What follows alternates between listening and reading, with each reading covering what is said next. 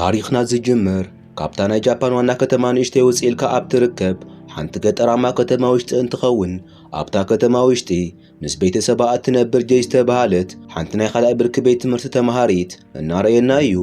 ጆይ ኣብቲ ቤት ትምህርቲ ስቕተኛን ዝኾነ ዓርኪ ዘይብላ ምስኪን ቆልዓ እንትኸውን በዚ ምኽንያት ምስኣ ዝመሃርን ዓመፀኛታት ተማሃሮ ንጆይ ብኽፉእ ከም ዘሳቀይዋን ከም ዝብድልዋን ንርዳእ። ሓደ መዓልቲ ጆይ ትምህርቲ ተወዲና ኣብ ገዛኣ ክትኸይድ እንትብል ኣብቲ ለኮራ ቀሚጣቶ ዝነበረት ጫማ እቶም ዘሳቀይዋ ተማሃሮ ከም ዝሰረቀዎ ትርኢ።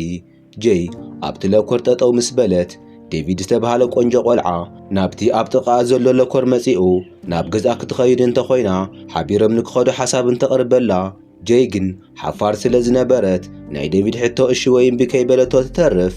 ብድሕሪኡ ጆይ ናብ ገዛኣ እናኸደት እናሃለየት ኣብቲ ክፍሊ ዘሳቀያ ስቲቭ ዝተባሃለ ቆልዓ ሮኒ እና ቦብ ዝተባሃሉ መሳርሕቱ ብተወሳኺ ጀስ ዝተባሃለት ጓል ምስ ሰለስተ የዕርኽታ ኮይና ንጆይ ይረኽብዋ።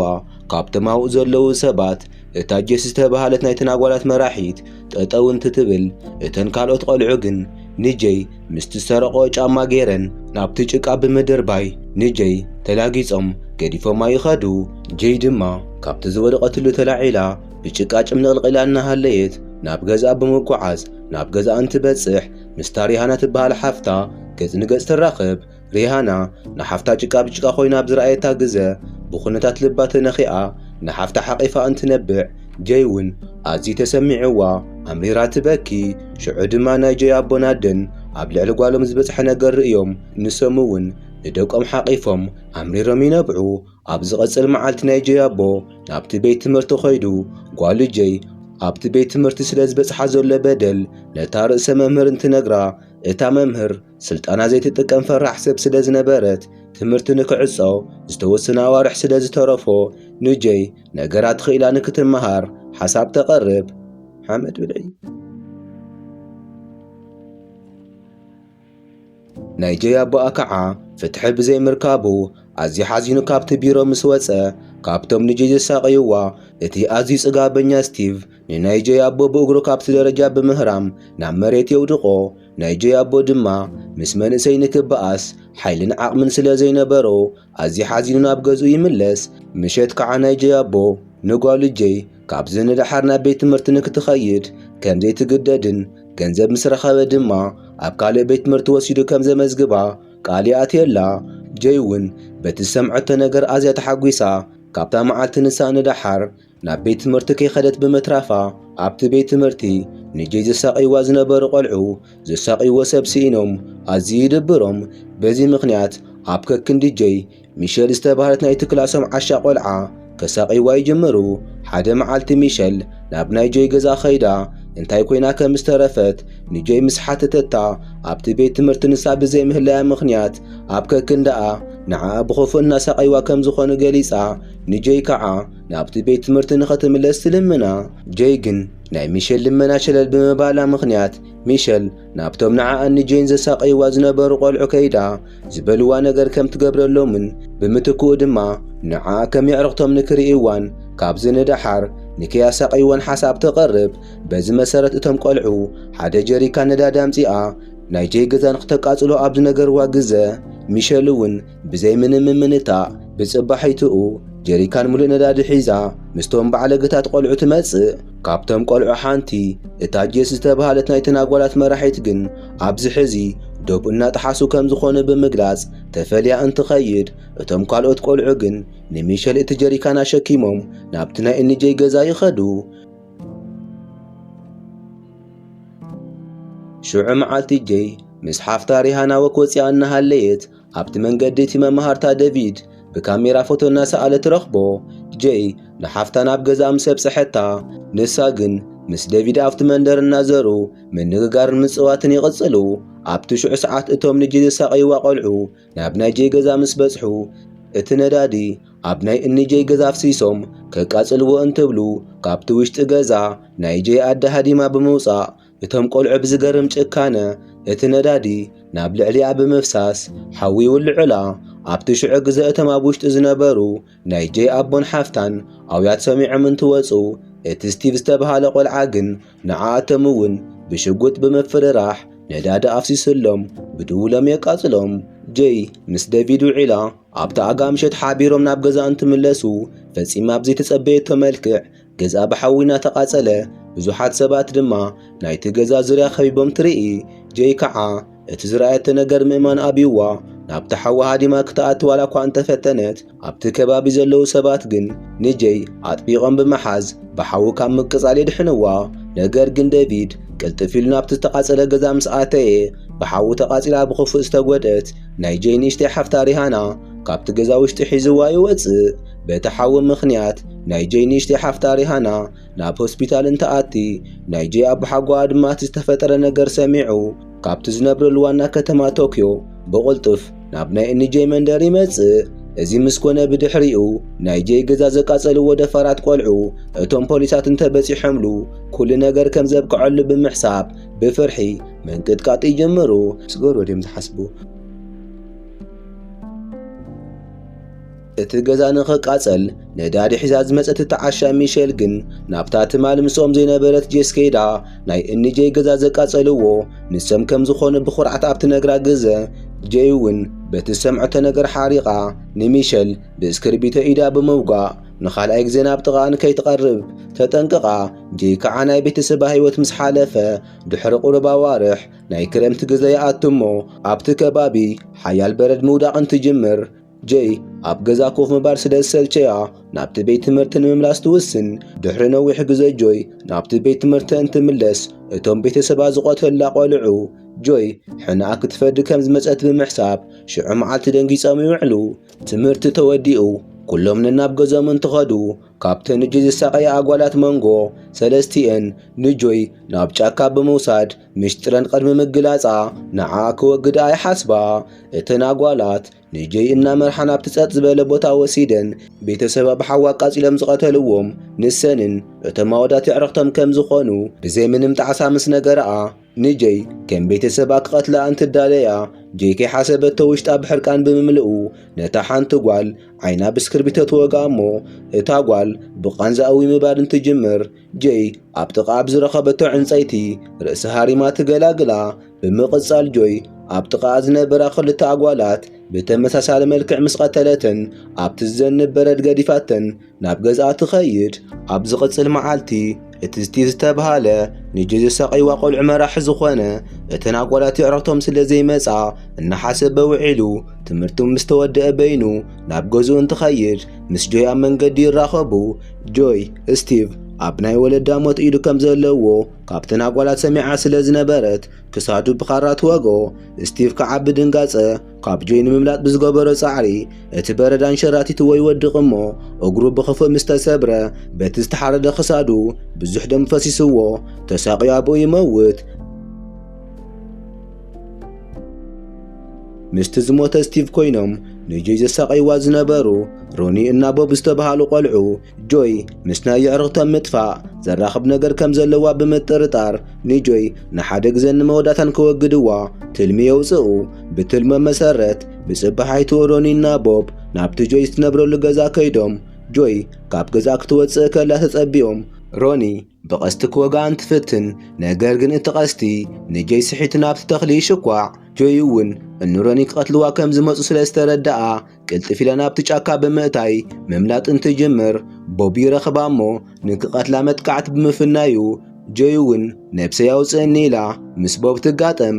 ኣብቲ ሽዑ ግዜ ሮኒ ንጆይ ዓሊሙ ንምቕታል ኣብ ርሑቕ ኮይኑ ብዝገበሮ ፈተነ ንዓርኩ ቦብ ብቐስቲ እንትቐትሎ ጆይ ከዓ ቅልጥፍ ኢላ ናብቲ በዓል ቀሲ ሮኒ ትመጽእ እሞ ኸውዱ ብኻራ ብምውጋእ ናይ ቤተሰባ ደም ብዝግባእ ትምልስ። ብጽባዓይቱ ዴቪድ ናብ ናይ ጆይ ገዛ ከይዱ ኣብዚ ሰሙን ናብ ቤት ትምህርቲ እንታይ ኮይና ከም ዘይመጸት ምስ ሓተታ ሓቢሮም ወክ ንክኸዱ ስለ ዝዓደማ ጆይ እውን ምስ ዴቪድ ተተሓሒዞም እቲ በረድ ብምቁራጽ ወክ ምግባር ይጅምሩ። ንእሽተይ ምስ ተጓዓዙ ድማ ኣብ ዝኾነ ቦታ በፂሖም ምዕራፍ እንትጅምሩ ጆይ ኣብዚ ቀረባ መዓልቲ ውሽጢ ምስ ኣቦ ሓጓኣ ኮይና ንሓፍታር ሃና ሒዛ ናብ ቶኪዮ ክትኸይድ ከም ዝኾነት ንዴቪድ ትነግሮ። ዴቪድ ግን እዚ ኣብ ሰምዐ ግዜ ኣብዚ ቁሩብ መዓልትታት ውሽጢ ከይሓሰቦ ከም ዘፍቅራ ብምግላጽ ገዲፋቶ ናብ ቶኪዮ እንተኸይዳ ልቡ ብኽፍእ ከም ዝስበር ንጆይ ይነግራ። ጆይ ግን ድሕሪ ናይ ኣዲያን ኣቦኣን ሞት ውሽጣን ፍቕራዊ ርክብ ድልው ስለ ዘይነበረ ዴቪድ ከም ዘፍቅራ እንትነግራ ኣምሪራ ምንባዕ ትጅምር። ዴቪድ ከዓ እዚ ኣብ ዝረኣየ ግዜ ንጆይ ሕቑፍ ኣቢሉ ብምሓዝ ኣብ ዝኾነ ይኹን ግዜ ካብ ጎና ከም ዘይፍለቅ ቃል ኣትየላ።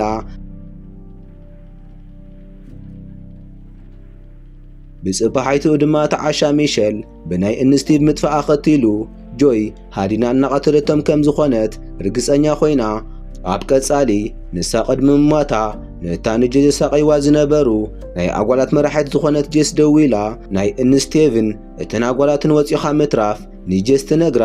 ሚሸል ቅጽል ኣቢላ እቶም የዕርኽቶም ጆይ ሃዲና ከም ዝቐተለቶም ብምሕሳብ ንጀስ እንትነግራ፣ ጀስ ግን ንሳን እቶም ካልኦት ቆልዑን ናይ ጆይ ቤተሰብ እንትቐትሉ ዘይጠሓስ ዶብ ከም ዝጠሓሱ ብምግላጽ ንሚሸል ጉዳይ ክኢላ እቲ ስልኪ ተዓጽዮ።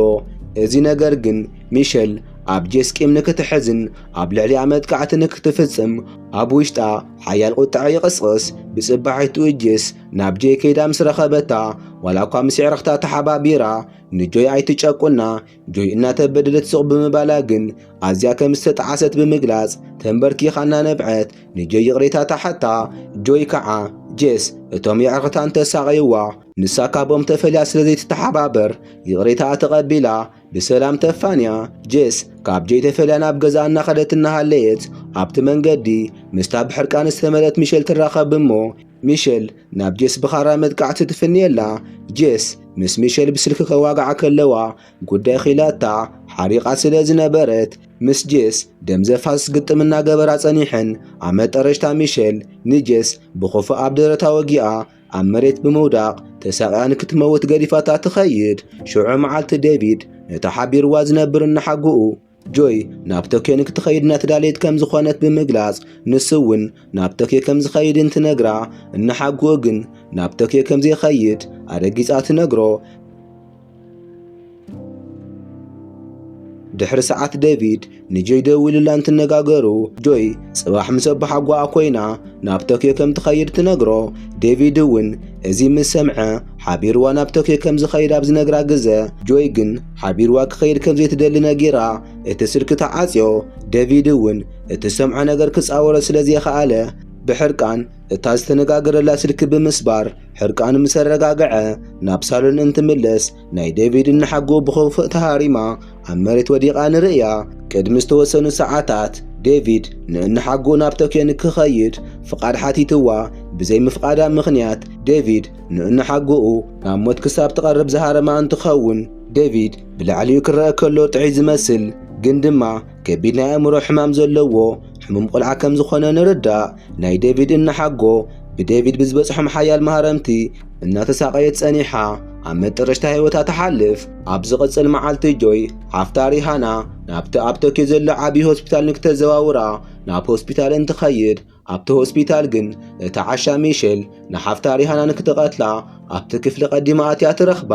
ጆይ እውን ብድንጋጸ ምስ ተኻራ ሒዛ ዝነበረት ሚሸል ክሳድ ንክሳድ ተሓናኒቓ እንትጋጠም ሚሸል ግን ከም ገሌላ ንባዕላ ብምልቓቕ ካብቲ ሆስፒታል ሃዲማ ተምልጥ። ጆይ እውን በቲ ዝተፈጠረ ነገር ደንጊጻ ብስነ ስርዓት ከይተረጋግዐት ዴቪድ ንዓ ኣለሻ ናብቲ ሆስፒታል ይመጽእ።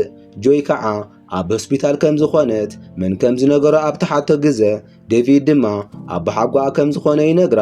ድሕሪ ቁሩብ ጻንሒት ግን ናይ ጆይ ኣቦ ሓጓኣ መን ከም ዝሃረሞ ብዘይተፈልጠ መንገዲ ብኽፉእ ተሃሪሙ ነብሱ ስሒቱ ናብ ሆስፒታል ስለ ዝመጸ ጆይ ኣብ ድንጋጸ ኮይና ኣቦ ሓጓኣ ንመጠረሽታ ግዜ ዝተራኸቦ ምስ ዴቪድ ስለ ዝኾነ እቲ ዝሃረሞ ዴቪድ ክኸውን ይኽእል እዩ ኢላ ምጥርጣር ትጅምር። ጆይ ከዓ ካብ ሆስፒታል ቅልጥፍ ኢላ ብምውፃእ ናብቲ ናብ ገዝኡ ዝኸይድ ዝነበረ ዴቪድ ከይዳ ኢዱ ንኸርኢ ኣብ ዝገበረት ሰዓት ናይ ዴቪድ ኢድ ደም ብደም ኮይኑ ብምርኣያ ንኣቦ ሓጓኣ ዝሃረሞ ዴቪድ ከም ዝኾነ ተረጋግጽ። ሽዑ ከዓ ዴቪድ ንኣቦ ሓጓኣ ከም ዝሃረሞ ብምእማን ከምዚ ዝገበረሉ ምኽንያት ድማ ንዓኣ ካብኡ ፈልዮም ናብ ቶኪዮ ንከይወስድዋ ከም ዝኾነ ከእምና እንትፍትን ጆይ ድማ ዴቪድ ህልም ዝበለ ናይ ኣእምሮ ዘገምተኛ ከም ዝኾነ ተረዲኣ ካብኡ ምርሓቕ ትጅምር። ኣብቲ ሽዑ ሰዓት እታ ዓሻ ሚሼል ናብ ጆይ መጺኣ ናብ ቤተሰባ እቲ ክርቤት ብምውላዕ ንክቃጸሉ ዝገበረቶም ንሳ ከም ዝኾነት ንጆይ ኣብቲ ነግራ ግዘ ጆይ ከዓ በቲ ሰምዖቶ ነገር ንባዕላ ምቁፅጻር ኣቢዋ ናብ ሚሼል እንትኸይድ ሚሼል ግን በቲ ዝሓዘቶ ኻራ ንጆይ ብኽፉእ ወጊኣ ናብ መሬት ተውድቓ። ሽዑ ዴቪድ እቲ ዝሓዞ ሳንጣ ኣውፅኡ ብምድርባይ ሚሼል ንጆይ ስለ ዝጐደታ ሓሪቑ ንሚሼል ብኽፉእ ሃሪሙ ምስ ዘረራ ካብቲ ተኽሊ ዕንፀይቲ ቆሪጹ ወጋጊኡ ይቐትላ። ጆይ ከዓ ወዲቓ እናሃለየት ካብቲ ናይ ጆይ ሳንጣ ዝኾነ ፎቶ ወዲቖ ብምርኣያ ጆይ እቲ ፎቶ ኣትኲራ እንትርእዮ ቤተሰባ ብሓዊ እናተቓጸሉ ኣብ ዝነበረ ግዘ ዴቪድ ዘልዕሎ ፎቶ ከም ዝኾነ ትርዳእ። ጆይ ከዓ ቤተሰባ ብሓዊ ኣብ ዝሞቱ ግዘ ዴቪድ ናብቲ ዝቃጸል ገዛ ሃዲሙ ዝኣተየ ነቶም ብሓዊ ዝተቓጸሉ ናይ ጆይ ቤተሰብ ፎቶ ንምልዓል እዩ። ብእግረ መንገዲ ግን ኣብቲ ሽዑ ግዘ እታ ህይወታ ዝሓለፈት ሪሃና ሒዝዋ ከም ዝመጸ ጆይ ትርዳእ። ዴቪድ ከዓ ስለ እቲ ፎቶ ንጆይ ከርዳኣ እንትፍትን ጆይ ከዓ ብሚሼል ዝተወግአቶ ኻራ ካብ ከብዳ ኣውፂኣ ኣብ ልዕሊ ዴቪድ መጥቃዕቲ ብምፍናያ ዴቪድ ግብረ መልሲ ገይሩ ንጆይ ኣብ መሬት የጋድማ። ዴቪድ ከዓ ንጆይ ቅድሚ ምቕታሉ ንሓደ ግዜ ንመወዳእታን ፎቶ ክስእላ ስለ ዝደለየ ካሜርኡ ናብ ጆይ እንትተክል ጆይ ኣብቲ በረድ ዝተሓበአ ቀስቲ ረኺባ ንዴቪድ ዓይኑ ብቐስቲ ብምውጋእ ሽዑ ንሽዑ ትቐትሎ። ጆይ ንዴቪድ ምስ ቀተለቶ ተላዒላ ንምኻድ እንትፍትን ነገር ግን ጉድኣቱ ሓያል ስለ ዝነበረ ኣብቲ በረድ ወዲቓ ብዙሕ ደም ምስ ፈሰሳ ኣዝዩ ብዘሕዝን መልክዑ ህይወታ ተሓልፍ።